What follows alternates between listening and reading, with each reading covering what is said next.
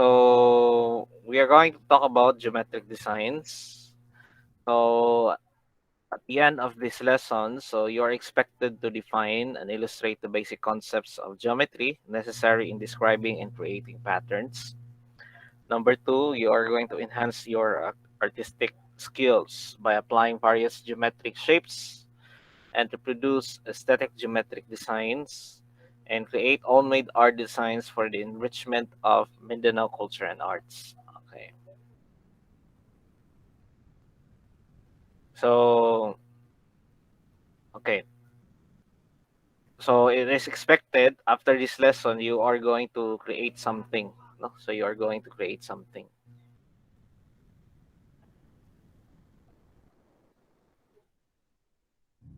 Okay. So let's talk about geometry, no? So geometry, it's the one of the oldest study of mathematics. Uh, Based on the mathematics of calculations, the mathematics of kaning proving, kana sila gikan nanganak na sila tungod kay geometry na ay computations na ay mga proving tungod ni geometry, ano. And it is, we can also see geometry in with various applications of geometry in infrastructure, architecture, and arts and design, ano. Um, we have known that geometry is from the word geo and metron, means earth and um, measurement respectively. But it does not say that geometry is a study of earth's measurement. Oh, dili dili. Geometry is all about shapes. No, it is the study. It's the mathematics of shapes. Okay. So, I guess you are already familiar with these shapes. No? So we have the two-dimensional geometric shapes. Then we also have the three-dimensional shapes. No? So first, let's talk about uh, the two-dimensional shapes. We will talk about the polygons. So when we say a polygon, it is a closed figure formed or bounded by line segments. You know? So So we have here the examples of polygons on the left side, and we also have the non-examples of polygons in the right side. So if you see here, so all are close, then most of its boundaries are line segments. Here, kanina nobra, no? This one, it's not close. Open to dire. Also this one, it's not close. This one, not close, and also it is not a line segment but an arc, no. So therefore we can say these are not polygons. Okay, circle, is circle a polygon, yes or no? No, sir. Okay, so no. So circle is not a polygon, no. Tama, because what we see in the circle, it is arcs, no. Kung putlo nimo ang part sa circle, we have an arc. Okay. So next we have the parts of the polygons. So I guess you're already familiar with this. We have the exterior angles, interior angles. We have the side and the vertex, the vertices. So when we say diagonal, a diagonal is a line segment formed by two non-adjacent sides. No, a diagonal is a line segment formed by two non-adjacent vertices, rather. Non-adjacent vertices, like say for example this one and that one, no? Ani siya. So this vertex o kana nga vertex, kung mag-form tag line segment diya, ang tawagan na is diagonal. Kung kani i-join nato diha, it is also called a diagonal. Same also diha padulong dire or diha padulong diha, the line segment that will be formed is called a diagonal. Okay, next one, we will proceed with the types of polygons. Okay, the common classification of polygons, we have if they have equal in angles, congruent interior angles, we call them equiangular. Example of that is a rectangle. No? And if their sides are congruent, then they are called equilateral uh, polygon. No? Equilateral polygon. So example of that is a rhombus. So there are also figures that can be both equiangular and equilateral. No? Example of that is a square. And if that is the case, if both angles are congruent and both sides are congruent, all sides are congruent, then we could say that the polygon is a regular. No? So uh, take note of the take note of the conditions. When can we say that a polygon is a regular polygon? So both all must have all sides must be congruent and all its interior angles must be congruent. Kani at least isa wala nag-equal to the other, no? Like kaning panty ni Batman, o brief ni Batman, no? Murag ambot ganong brief sa superhero kay naa sa gawas ba. Anyway, so like say for example, at least two angles here or two sides here are not congruent, no? So we can say that this polygon is irregular. Irregular. We can also classify with convex and concave. So if all angles, interior angles are less than 180, then it is called convex. And if it at least one is 180, at least one is more than 180, like for example this one, more than 180, then we could say that is a concave polygon, no concave.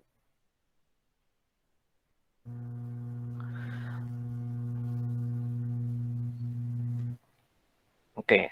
Okay, here are some names of the common polygons that we have from sides 3 to 10, no? From sides 3 to 10. Okay. Uh,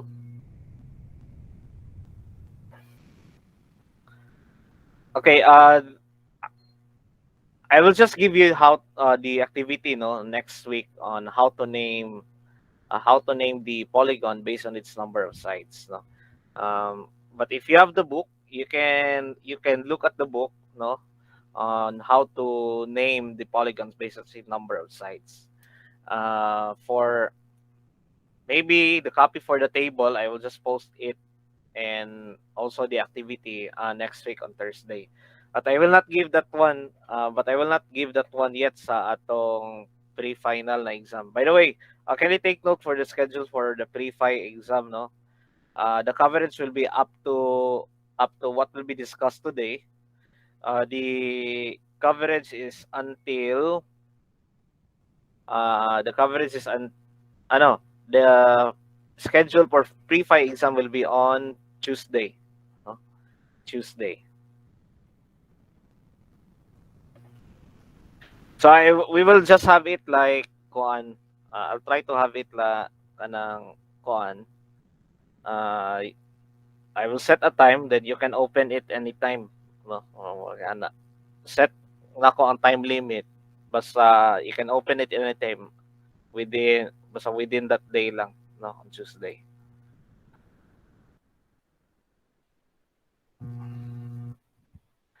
Okay, so we are done with the two-dimensional shapes.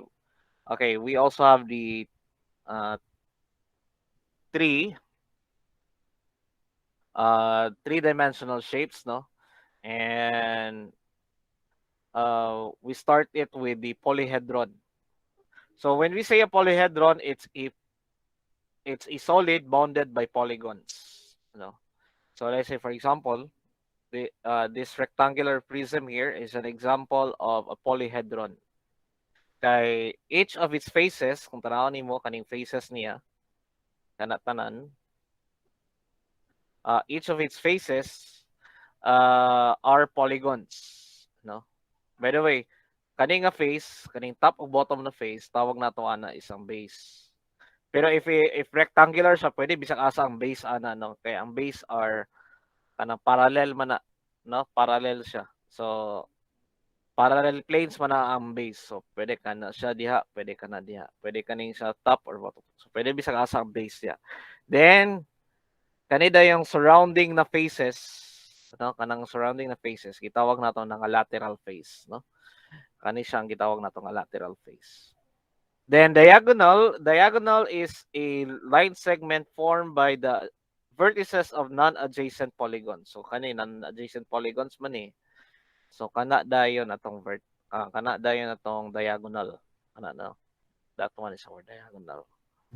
So take note no of the definition of the diagonal in 3D and also the definition of diagonal in 2D, no? 2D, two dimension. So we have some classification of the polyhedrons.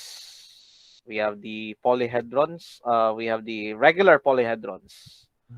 So here are the common examples of regular polyhedrons. So by definition, take note of the conditions. When can we say it's irregular polyhedron? Number one, the same number polygons meet at a common vertex. Let's say, for example, this one, kaning a vertex, na kay tulo ka triangle. Kaning a vertex na itulo ka triangle. Kaning a vertex, tulo ka triangle. And we have identical regular polygons. So all of them have identical regular polygons. So when you say regular, both equiangular and equilateral. So here, what we see here, it's an equilateral triangle. No? Kana-kana equilateral. Same also sa cube. Kung tanawon nimo, ihapon nimo kaning vertex 1 2 3. Diha 1 2 3 to sa likod. Kung kani pod dire, kani dire sa likod 1, kaning top then kana so 3. So pagtulo-tulo, no? So yon. So that's how we identify if it's a regular polygon. Then we name the regular solid. Uh, we name the regular solid according to its number of faces. So kani, tetra means 4, so nakay 4 faces. Another name for cube is hexahedron. So nakay hexa means 6, so 6 kabuk faces. Kani 8 faces, kani 12, kani dayon 20. Actually, we can summarize it with this table, ang iyang number of faces, number of edge, and the number of vertices.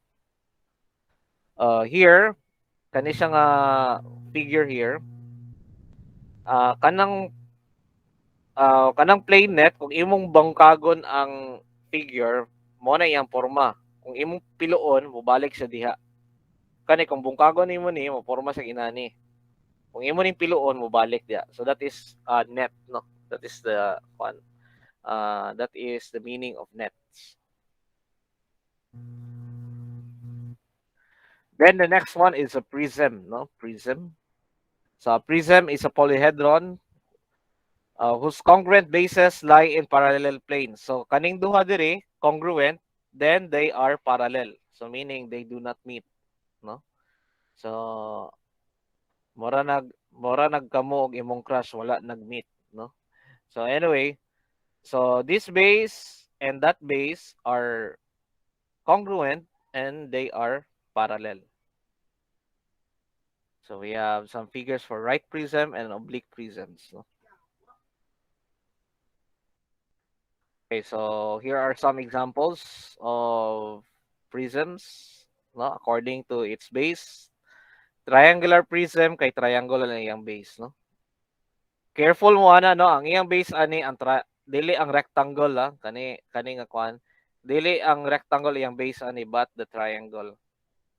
So kasagara kanang sa solid mensuration nga kwan, I don't know if na ba may solid mensuration.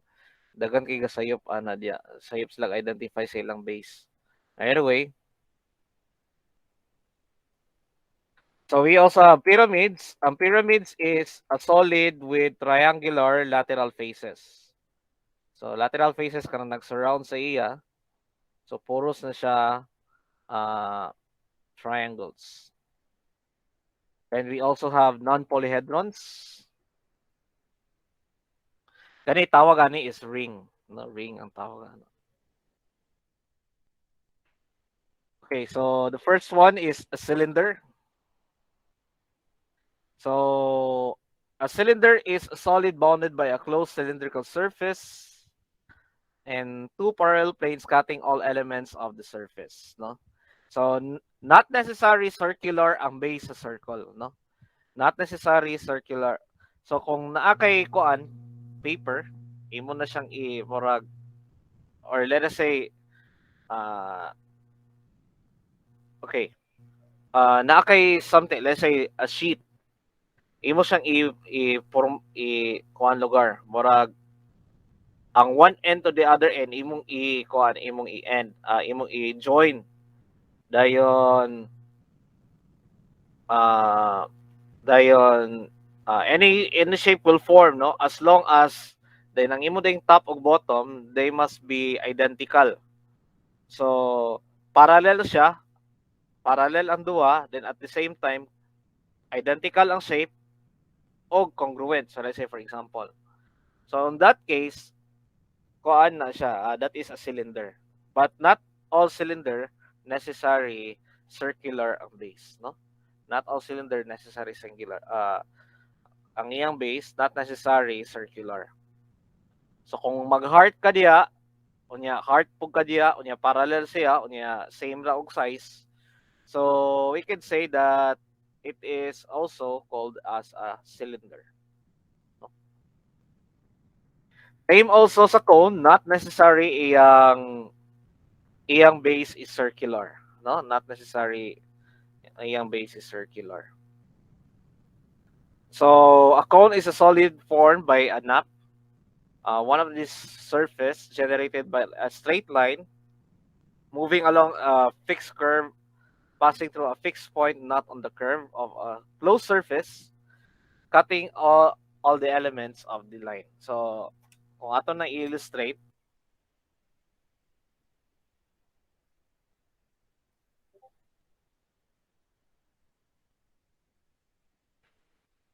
let's say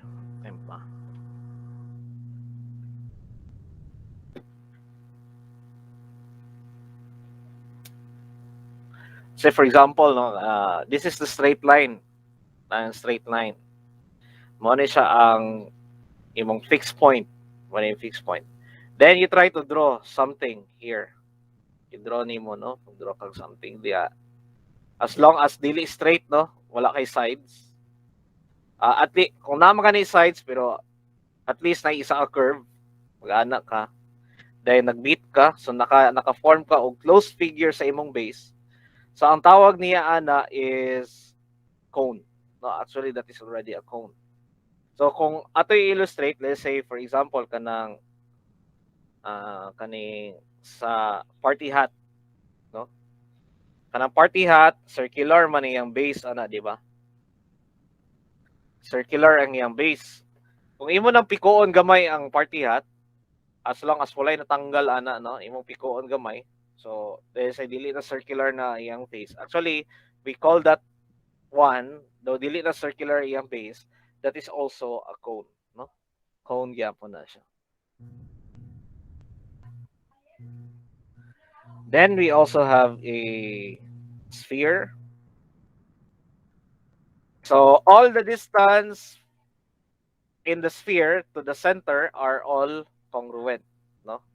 So it's a set of points or surface consisting of all points equidistant to the interior point called center. So bisag asa ana ka point sa sphere, congruent na siya tanan, no? Congruent na siya. So same distance to the center.